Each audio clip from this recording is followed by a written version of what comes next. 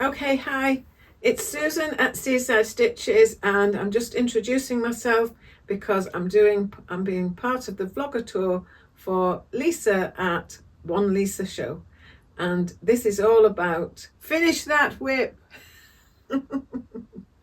Okay, so I would just like to thank Lisa for having me on this vlog tour. I thought I know which whip that I need to do first, and I haven't got many whips at all.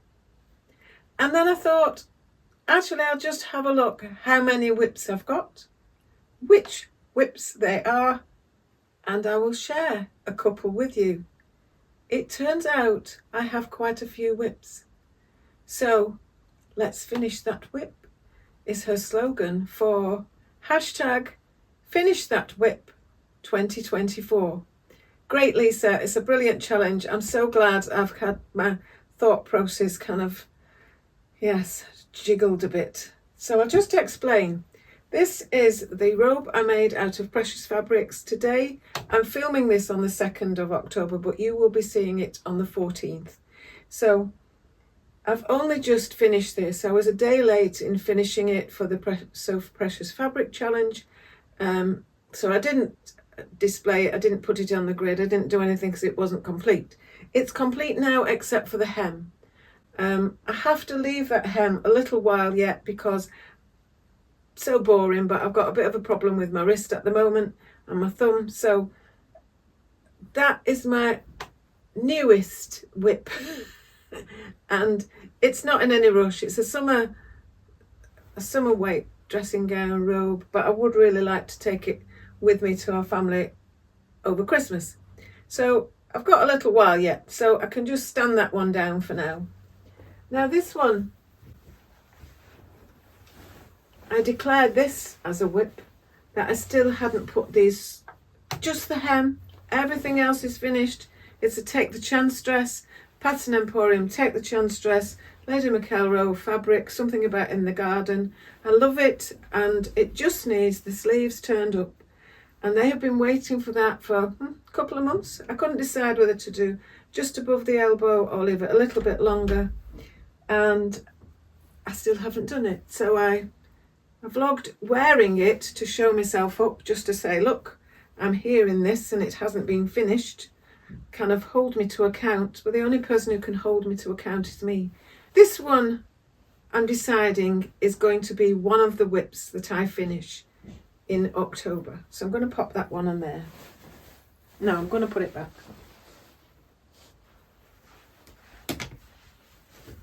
Now this one is my all-in easy fit shut.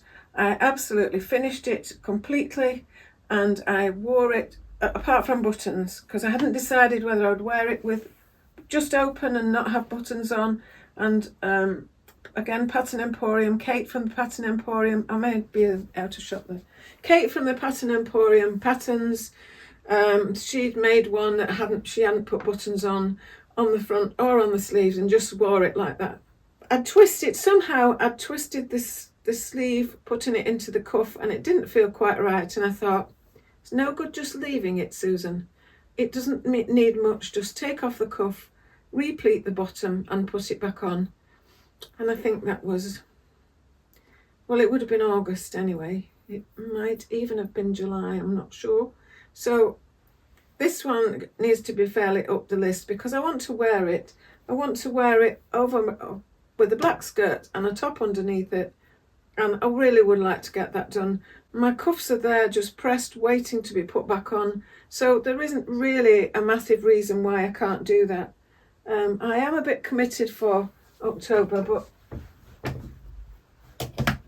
whoops, just putting a cuff on here and there shouldn't be too difficult.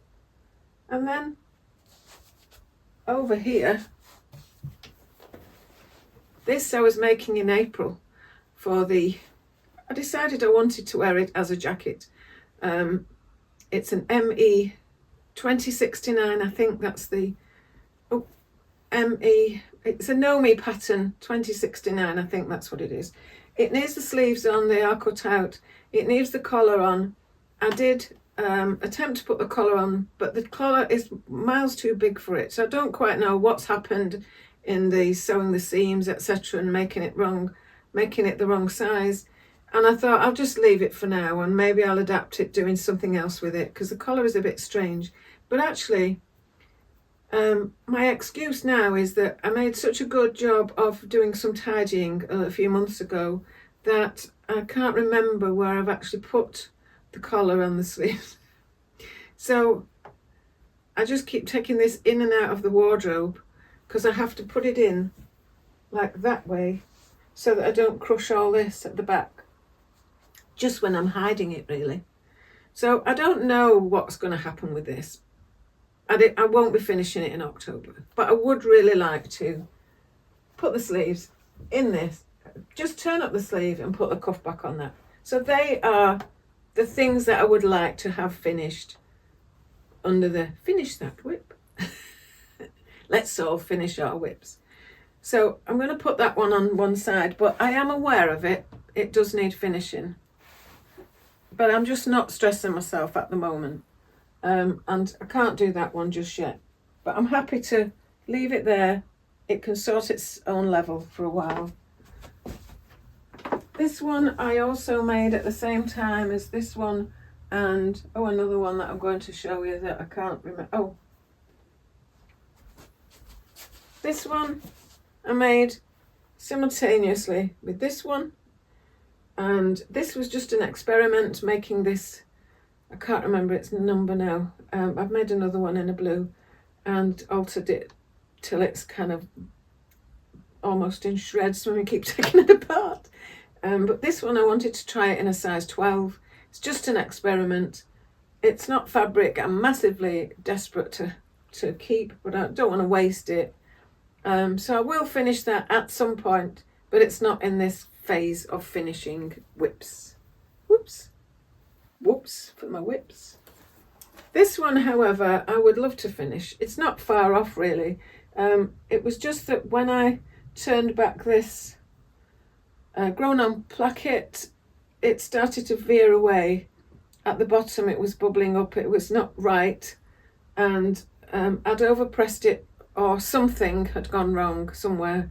So I settled it down, I left it for a while, I settled it down, I've tapped it down, and maybe there's still a little bit of curve on it, but I can manage it now, and it feels like it would be okay to sew up. Just to finish the placket. Once that's done, it's actually nearly ready for hemming. Oh, there's a slip. There is a pin just dropped. Because you have to hem it before you join the sides together. Sounds a bit strange, but it's because of this high-low hem thing. So I would like to get on with that, but I'm not putting myself in any under any pressure for October. I'm just declaring these are my whips. I'd like to find that. I don't want. Oh, there it is. I didn't want the pin to find me. I wanted to find it. So I'll pop that there. Pop that there. And then on my table, I have something else. This is a whip that I created at least last December, if not the December before possibly. And it is the Astrid sundress by Tessuti Patterns. And I really do want to finish this, but it had me at a loss because it was quite baggy up here and I couldn't see how it would hang itself very well on me if it fit me at the top. When I got it to fit me at the top, if it didn't fit me at the top, when I got it to fit me at the top, I could hardly get in it or out of it. So I needed to make some alterations, but I didn't know what. So I pulled apart the straps. I took off the straps and the kind of whatever this is, this band across here. I took those off. Well, I'd altered them so considerably to make them fit. I'd partway cut through that to make it anyway. But I have found a pattern. Oops. I'm sorry I keep going up, so it sounds like it's so dramatic, but I should have my glove on really. I found this pattern it's just a way of putting a zip down the back, a little way down the back, that's all, to make sure I can actually get my shoulders into it. And I feel like if I can do that, which I should be able to do, it shouldn't be too difficult to sort that dress out. So I really like it. It's got a fancy, quite a good kind of way how you put your pockets in with a patch at the back. They're not massively useful pockets in the size that they are, but I do quite like that. I don't need a pocket in a dress. I never put a pocket in a dress, but I did like the idea of that on there. But there is a possibility that I may, I don't know. Anyway, so I just feel like that is within finishing, but again, not this week, not this month, maybe, hopefully this year, because it's autumny. It's IKEA and it's 2014 it has on the selvage, but we went in a couple of weeks ago and there was a small piece rolled up, so whether they still have it and they're still trading it in 2024, or whether they just found a piece and rolled it up and put it up for sale as a remnant, I've no idea. But it's meant to be furnishing fabric or curtain fabric or something, but it's a good weight to have as like a pinafore for the winter. So I would like to get that done. I may have come too far forward now, and yeah, you may not have a head on. Anyway, so the idea of the challenge really is not all about me and what my whips are, because I've got 3 more to show you. It is about, you can, as long as you finish your whip in October, it is already October. I've watched Lisa, her first vlog, and she's quite excited to get on with this, and it's like, yes, if it helps her finish her sweater or finish whatever else she's needing to finish, it helps all of us to finish something, and then it's something that's back in circulation or in circulation for the first time, so that we can actually be using it. So if you do want to take part in this challenge, you use the hashtag finish that whip. I want to go whip with a WHIP, but it's not. Finish that whip 2024. And if you can inspire other people to do that by sharing that on your channel and upload it to Instagram, tag Lisa at One Lisa Show, and use the hashtag Finish That Whip 2024 for it to go onto the grid and into the competition. And she's now getting some really good prizes. Minerva won, Tilly and the Buttons have signed up yesterday or today, and I can't remember who the others are, but I'll put them on the screen because she's put them in the media that she sent for us to all share these vlogs. So I'll put down below who were the couple of people before, who were part of the vlogging tour for a couple of days before me, and who is going to be after me, and I'll put that in the description box below. So I do hope you take part, and I am just going to share 3 more whips, so bear with me. A catch-all caddy, the full size, a catch-all caddy. I started this, I don't know, sometime very early last year. I decided I would make 3. It's possible I did them the end of the year before, I don't know. I decided I would make 3 together. I've got my Seaside Stitches label on, and I decided I would do them in tandem, and I was really enjoying it doing that way. And then I stalled when I got to the binding, on the second level of binding. So I've got the other part of the binding is on from that side. It's when you get to turn it over, and this is a bit more of a tough bit. Now I won't be doing that this month either because of my hand. So that is one, and I'm really pleased with it. I love the Biani catch-all caddy pattern. You've got bellow dividers, so you can put quite big things in there, that you can stand a mug in there with some bits and pieces, and I can't pick it up, I can't find the handle. Like this little muganizer. That was an organizer that I bought at a flower show. in the craft market section anyway.